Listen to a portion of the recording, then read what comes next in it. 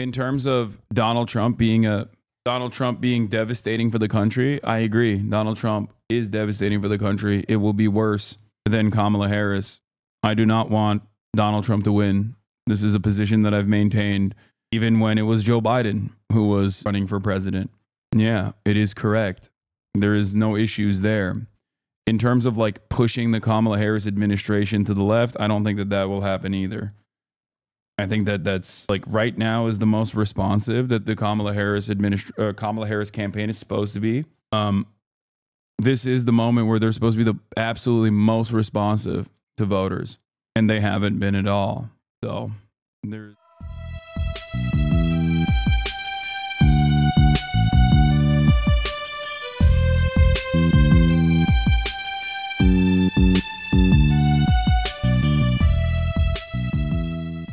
Fox News YouTube page to catch our hottest interviews and most. All right, everybody, time to get libbed the fuck up. Election 2024 last week tonight with John Oliver. This is our final show before Election Day, which is a huge relief, as for many, from the constant phone calls, texts or ads, this campaign has taken a toll. It's just non-stop. We're ready to get it over with. It's tiring. I see 1,000. Dude, the messages are they need to stop.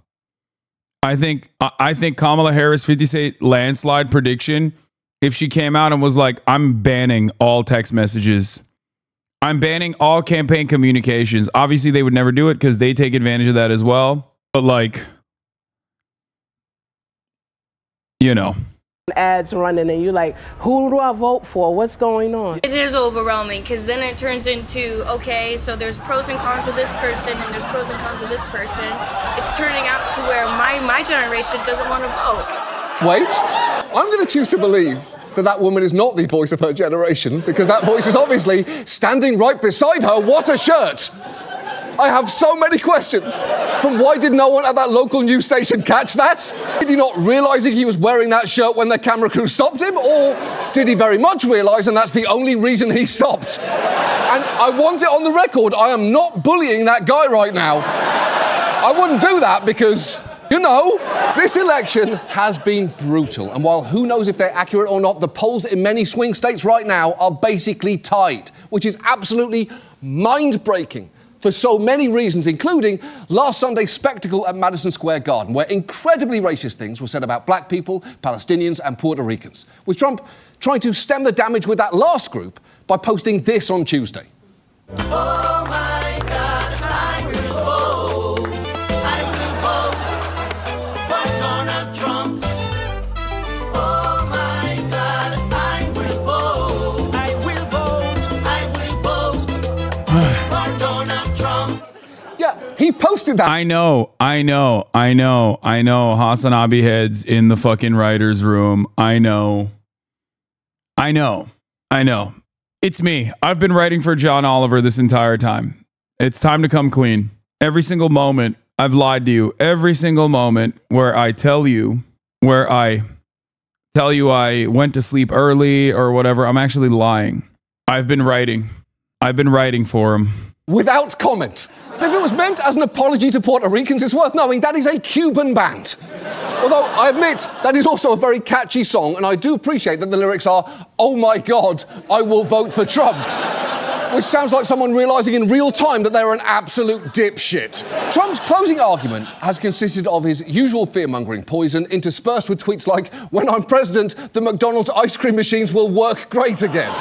Which is both a very weird and a frustratingly funny thing for him to say. And that has honestly been a real problem in trying to talk about Trump ever since he rode down that fucking escalator. It's been an issue for us at this show.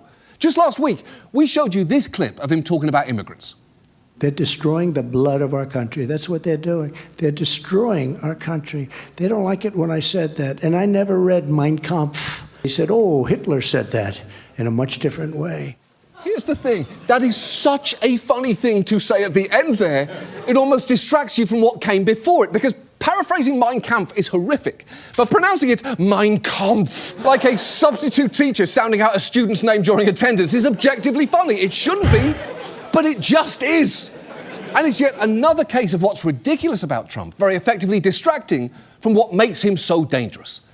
That may be one of the reasons Trump was able to become president in the first place and why he might be about to do it again.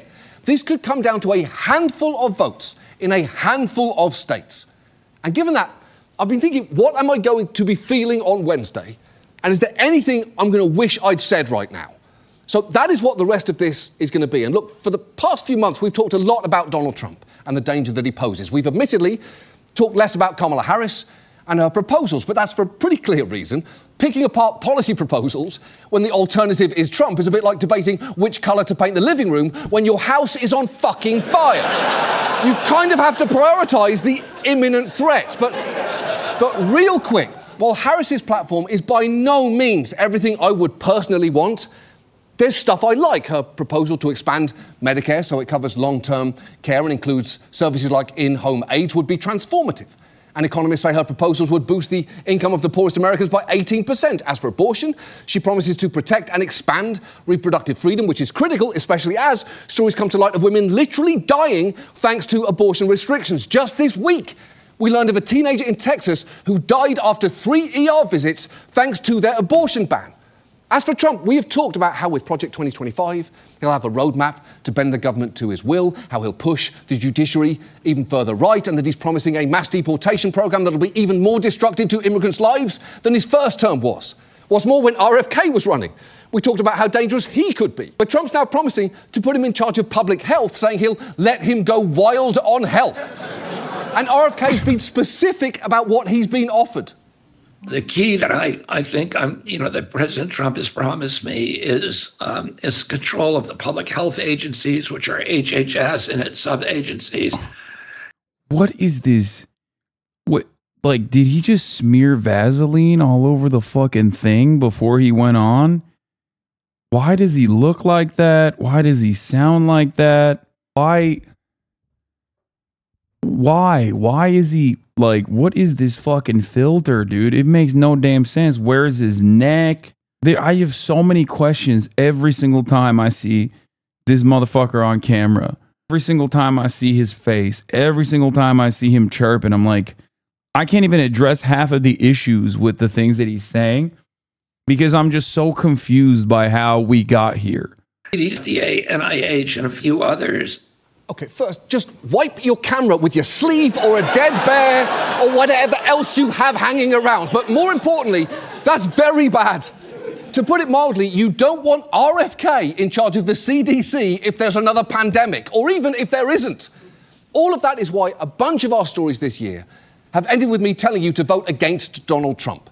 But to be clear, I am voting for Kamala Harris, and I think you should too. And if you're a die-hard Harris supporter, and we're going to do that anyway, that's great. But the next few minutes aren't actually going to be for you. And if you're a die-hard Trump supporter, they're not going to be for you either. And incidentally, what the fuck are you even doing here? I presume YouTube pushed this clip to you after I played that certified banger earlier, and you then got very disappointed when I called you a dipshit. But for everyone else, I just want to elaborate a bit on the sentence, vote for Kamala Harris. If you watch this show, you know I've had plenty of issues with the administration she's been part of, particularly when it comes to their policies on immigration and, of course, Gaza. We've talked multiple times about how the Biden administration's response to the ongoing slaughter is indefensible, and people are rightly furious about it. In Michigan, more than 100,000 voters checked uncommitted on their primary ballots in February rather than vote for Biden. That protest vote was organised by a coalition called the Uncommitted Movement, led by Arab and Muslim American Democrats. And there are still many Michigan voters, which is, by the way, a crucial swing state, who are struggling with the idea of voting for Harris. Now, I'm a Democrat. It puts me in a very awkward position. How can I tell the Dearborn pharmacist who lost 80 members of his family in one day to vote for the vice president? What does that mean you put on the ballot paper? I might just leave it blank. For some of us, asking who we are going to vote for at the top of the ticket and be strategic about it is like asking who we're going to vote for while we are at a funeral. I think the Arab American community is likely not to vote for Harris. I'm fairly certain of that. I don't know how I'm going to vote. I'm not going to lie to you. In my heart, I don't want Trump to win. I think he's not just a disaster for Arab Americans, but he's also a disaster for all Americans. Deep in my heart, I'm rooting for her.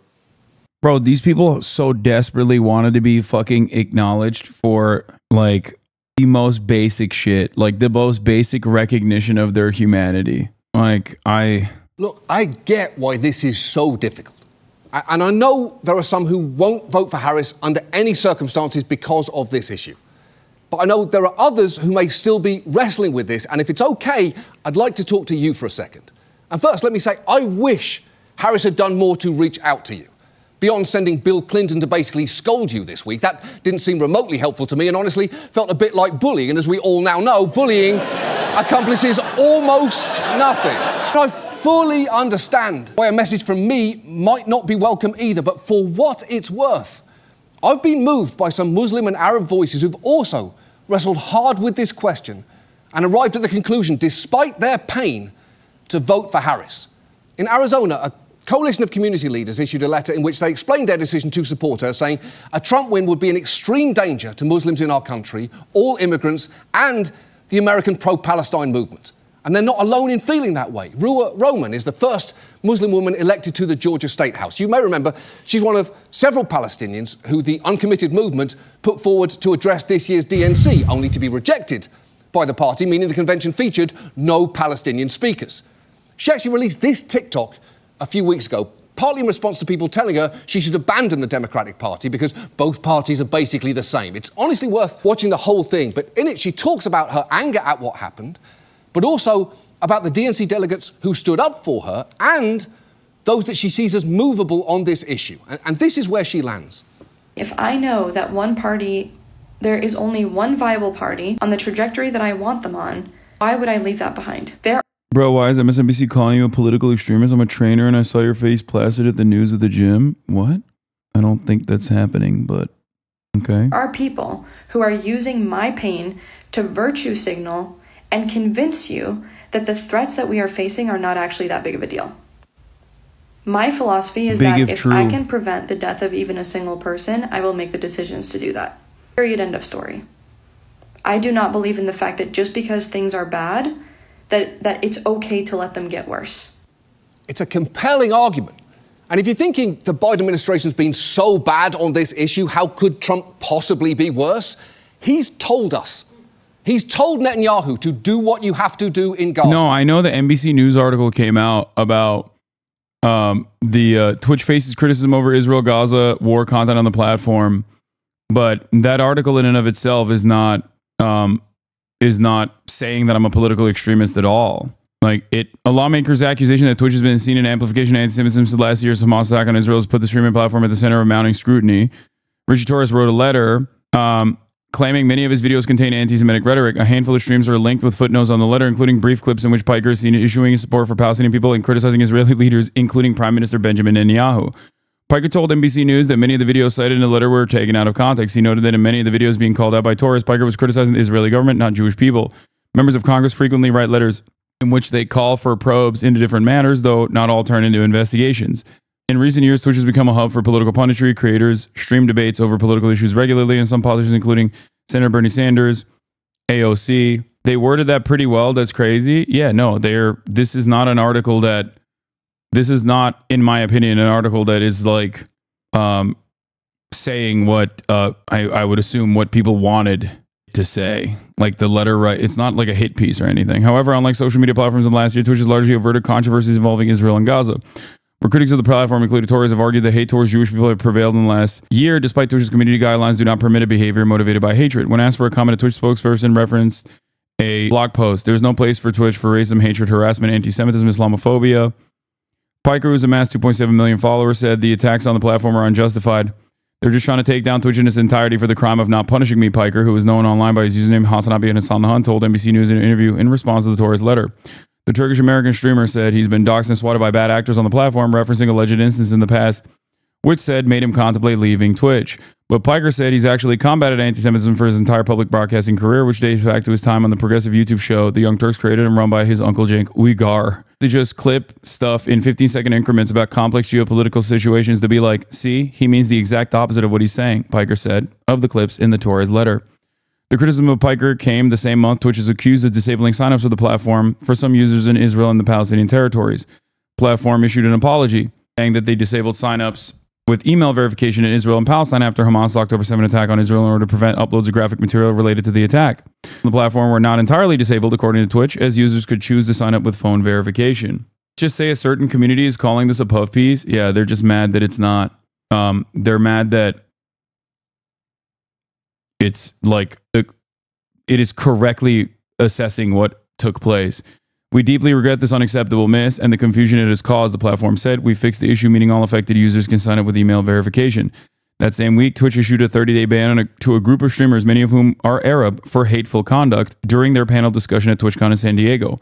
Streamers HasanAbi, Rogan, Raful Ticket, Denims TV, and VL discussed which popular streamers on the platform could and could not use the Arabic term of endearment Habibi, which translates to my love. Their list placed pro-Israel streamers on the bottom and Arab streamers on the top. Ironically enough, Michael from Pennsylvania is now a pro-Israel streamer. They were ranked from Arab to Love Sabra, an American and Israeli-owned hummus brand. Not gonna lie, I'm gonna take a few days off and I'm going back live and ranking hummus just to prove a point. Hashtag HummusGate, HasanAbi wrote on X. Raful Ticket, who is Jewish, called critics of the panel so anti-Semitic that I'm the one who made the list on who can say Habibi, and they try to spin this as Frogan ranking people from Arab to Jew, adding the critics should keep Jews out of their mouths. Denims TV retweeted author Jake Steinberg, who, while referencing Piker, wrote he was genuinely grateful to have as a competent Denims TV retweeted author Jake Steinberg, who, while referencing Piker, wrote he was genuinely grateful to have as competent of a Jewish ally as Hasan so prominently online. This is the tweet. So cringe to admit, but I'm genuinely grateful to have as competent of a Jewish ally as Hasan so prominently online. ABC News has reached out to the creators who were temporarily banned for additional comment. While there was no blowback initially at TwitchCon, online criticism grew in October when streamer Ethan Klein, host of the H3 podcast on YouTube, posted a video titled Twitch is a Major Problem, where he said he felt the panel was kinda Arab good, Jew bad. I've been suspecting Twitch has an anti-Semitism problem, Klein, who is Jewish, said in his October 18th video on YouTube, which mentions the TwitchCon panel. The ADL, a nonprofit founded to track anti-Semitism and other injustices, also weighed on October 21st, writing a statement that it spoke with Twitch staff after becoming aware of several concerning incidents. Twitch must learn from the situation and improve how they address anti-Semitism and hate on their platform, which is an ongoing and significant challenge, the ADL wrote in a post on X. The organization, which has faced criticism over what some view as pro-Israel advocacy and bias, said it encourages Twitch to take meaningful actions such as collaborating with the platform's Jewish community, providing staff and streamers and moderators with anti-Semitism training, and updating how they review programming for their live events. What's ironic is that the ADL and a lot of the anti-Semitic people who have been participating in the smear campaign, what they've done is potentially call into question the many Jewish content creators on the platform and their own livelihoods. Absolutely zero people give a shit about this. It's ironic that genuinely that people are like, no, Twitch is an anti-Semitism platform when you're on fucking YouTube or when you're on any number of different platforms saying this, like when you're saying this from Kick, for example. Okay.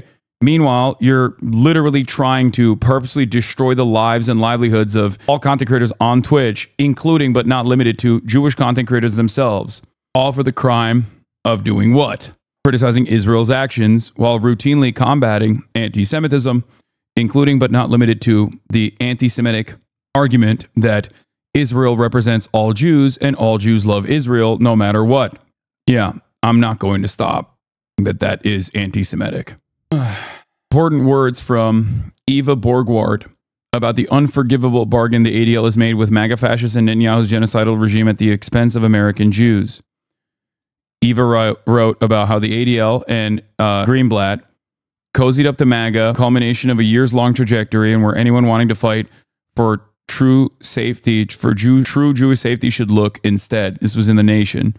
This just came out a couple days ago. In any case, Frogan defended the panel in a commentary about the Habibi list in a post on October 19th, writing, the tier list was who has a Habibi pass, which is a meme tier list we did for a variety of creators. The whole basis of my podcast, Arabs, with Capri and Rafi, is that we are all Arabs from different religious backgrounds. I am Muslim. Capri is Christian. And Raf is Jewish. Sabra hummus is objectively the worst hummus to exist and is the unfortunate standard of hummus in the United States. Also in October, Twitch issued a 14-day suspension for Zach Hoyt, Asmund Gold. Hoyt posted a response video walking back the comments. He also posted a video writing in part, of course, no one deserves to have their life destroyed, even if they do things or have views I find regressive. I'll do better.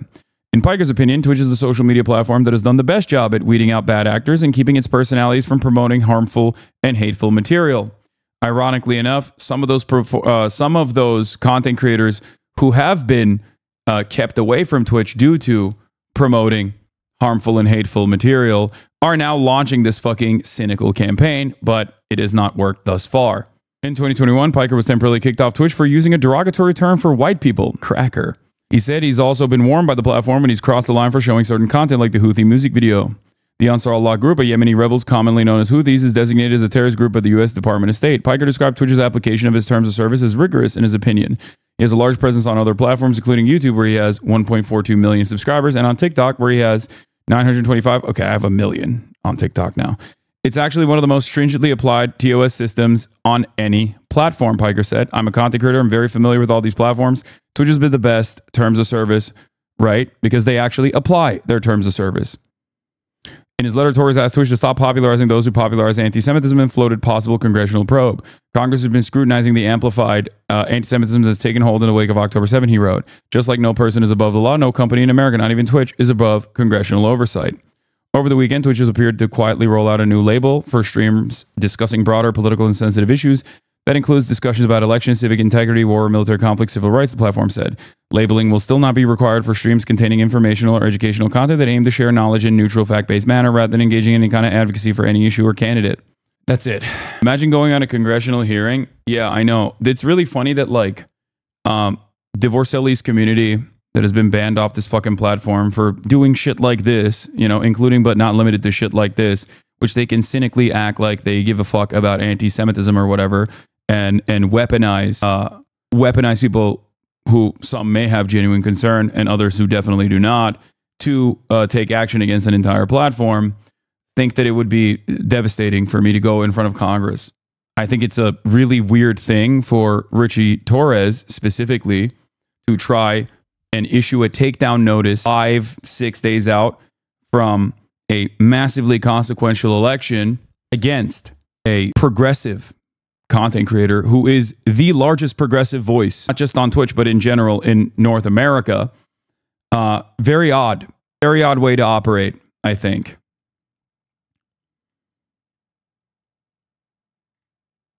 Very, very odd way to operate.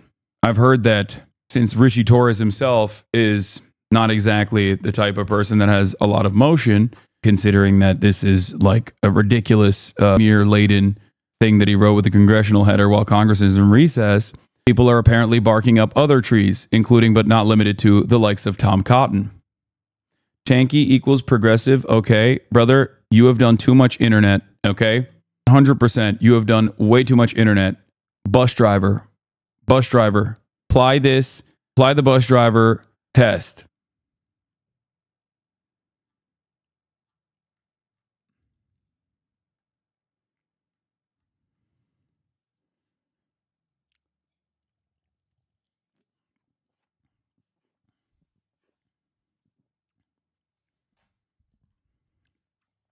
Bro, I love the Trump hat in the photo. What's funny about this is that this photo was taken from another BC puff piece that I did. Like an actual puff piece. A profile. They have apparently been going after the Majority Report advertisers, so they've had no ads recently. Yeah, that's, again, combating anti-Semitism by falsely smearing the Majority Report, which is, you know, hosted by a Jewish man for the crime of being anti-Israel and being critical of Israel, and likening it to being anti-Semitic is ridiculous. I never knew your dress was this cluttery. It's not anymore. What is the bus driver test? The bus driver test is if you sometimes find yourself captivated by a certain thing that you read online, in order to figure out if you are, hyper focused and extremely online in that moment, you should imagine yourself describing the story to a bus driver. Representative Torres accuses U.S. airlines of effectively boycotting Israel. I mean, his entire job at this point is to do this. No motion. Let's continue. Arguing we should let Israel finish the job, while people in Trump's orbit, including his former ambassador to Israel, have been pushing to let it annex the West Bank. Meanwhile, Trump's also threatened to crush pro-Palestinian protests here in the US and to deport demonstrators. So I know it is hard to imagine things getting worse on this, but to be fair, Trump has always been one to roll up his sleeves, throw on a very unflattering vest, and dig us into a new layer of hell. That is not AI, by the way. That is a real photo, and it may be the worst photo of any human being ever taken. And it's worth factoring in that the damage of a second Trump term would last far beyond the next 4 years and encumber any potential progressive president in the future. 2 of the current justices are at retirement age. And because one of them rudely didn't take my very generous bus offer earlier this year, Trump could replace them with younger versions. At that point, he'd have appointed 5 members of the court and cemented a majority that will likely last for the rest of my life, which admittedly may not actually be that long if Measles McGee here is allowed to let everything get out of control. Look, I know this isn't inspiring to hear. Politics isn't always inspiring. It's transactional. It rarely matches our greatest hopes and dreams. I'll be honest, I really didn't want the first vote I cast as an American citizen to be for Joe fucking Biden, but here we are. Here is how I look at it. The struggle for justice isn't just about what happens on election day. It's a fight waged constantly, day in, day out, in protests, on the street, meetings with legislators, and in the 1,000 small actions that cumulatively move the government forward an inch at a time. Abbas Alawiya, the co-founder of the Uncommitted Movement, has urged Democrat voters to pair their votes, their support for Vice President Harris, with a public commitment to pressure her to stop sending weapons should she become president. Kaya, please. As for Ruha Roman, she voted for Harris in Georgia, another critical swing state, while doing a vote swap with someone in a blue state who cast a protest vote on her behalf. And she explained her Harris vote by saying, "My vote is a promise that I and those who stand with me will not stop demanding the end of mass slaughter and violence everywhere." And that is the point. Elections alone aren't sufficient for large-scale change, but they're absolutely necessary for it to ever happen. Because it's the day when you essentially get to choose who you'd prefer to be pushing for the next 4 years and where you'll be pushing them from. Look, I love this country. I'm an immigrant. I chose to be here. In the words of the late Lee Greenwood, I'm proud to be an American. And I'd argue there is nothing more American than having a healthy adversarial relationship with those in power, even if you voted for them. And while I know this hasn't been a very uplifting speech, if it helps at all, there's one final thing I'm going to be genuinely excited for on Tuesday, and that is, if Donald Trump loses this election, he's basically finished. I know he would put us through hell. He would put us through hell before he left the stage, but when the dust settled, he'd have lost 2 elections in a row, and we would be campaigning as an 82-year-old next time. I think he'd be done. And doesn't that sound great? And I know the problems that he's a symptom of would of course remain, but we wouldn't have to deal with him anymore. Wouldn't it be great? Live in a world where he's no longer an active threat, just an annoyance. Where this photo could just be funny, rather than having geopolitical implications. Where he can yell about ice cream machines and complain about windmills, and we all have the option of just not giving a shit about any of it at all. I want so badly to live in that world. And I hope everyone does everything in their power in the next 48 hours to make that world possible. That's our show. Thank you so much for watching. We'll see you next week. Good night. Your opinion on vote swaps? I don't know what the fuck a vote swap is. Like, swap your vote for Kamala Harris instead of, like, Jill Stein or some shit? Is that what it is? You can swap your vote if you live in a swing state with someone in a safe blue state. What? Swing state voters can vote down fascism and protest democratic support for Israeli ethnic cleansing and Palestinians. Swap your voters in blue states. Everyone, this is such a dumb initiative. Dude, this is crazy. I mean, good luck. Like, what the fuck? Trump rally is live, low energy. So we lose 300,000 people a year to drugs entering from Mexico. And if they don't stop this poison from flooding into our country, and they can stop it by not accepting it from China, and I'm doing the same thing with China, we're going to tariff the hell out of them. What's the argument against John's point? In terms of Donald Trump being devastating for the country, I agree. Donald Trump is devastating for the country. It will be worse than Kamala Harris. I do not want Donald Trump to win. This is a position that I've maintained even when it was Joe Biden who was running for president. Yeah, it is correct. There is no issues there. In terms of like pushing the Kamala Harris administration to the left, I don't think that that will happen either. I think that that's like right now is the most responsive that the Kamala Harris campaign is supposed to be. This is the moment where they're supposed to be the absolutely most responsive to voters, and they haven't been at all. So there's, you know, what makes you think that once they're comfortable after an electoral victory, where they will be more responsive to voter demands and voter pressure when there is no leverage? If they're not responsive to voter demands when there is leverage, then they're not going to be responsive when there is no leverage. You will never be able to get something from politicians or anyone else, for that matter, from the kindness of their hearts. Your bosses will never give you your earnings from the magnanimous nature of their being. They're never going to be like, oh, I'm voluntarily cutting into my profit margins and giving you more money. You cannot rely on that. You have to apply pressure through collective bargaining. And that's how it works. That's why I'm a massive advocate for labor unions. And the same principle holds for forcing the Democratic Party to make concessions to you. You have to have organizations. Simply voting is, or saying that you're not going to vote is seemingly not working either. That shouldn't stop you from trying to apply pressure. It certainly hasn't stopped me. I will never stop. But, you know, it's important to recognize the reality. Why are they all wearing construction helmets? Because they're in Pittsburgh, baby. Nothing I do is performative. So I'm not going to, for instance, I'll use Hasan as an example. I'm not going to talk to a black person like Trihex and say, hey, the N-word, it's always black. What do you think, black people? What a liar, dude. What a Weasley little liar, dude. What a Weasley little liar, dude. Holy shit, dude. Holy shit, dude. Literally lying. Still lying to his audience. Can someone at least enlighten Destiny that he's literally lying to his audience? What a piece of shit, dude. Holy shit. America deserved 9/11, dude. I'm saying it. We're there to partner with them. We're not there doing our own thing. We're there partnering and training in a video and game, equipping and enhancing their capabilities. So that's part of what we're doing. And the other part is just knowledge. We want to know what's happening. Like we totally brought it on ourselves, dude. Holy shit. We did. We did in a video game. Amazing.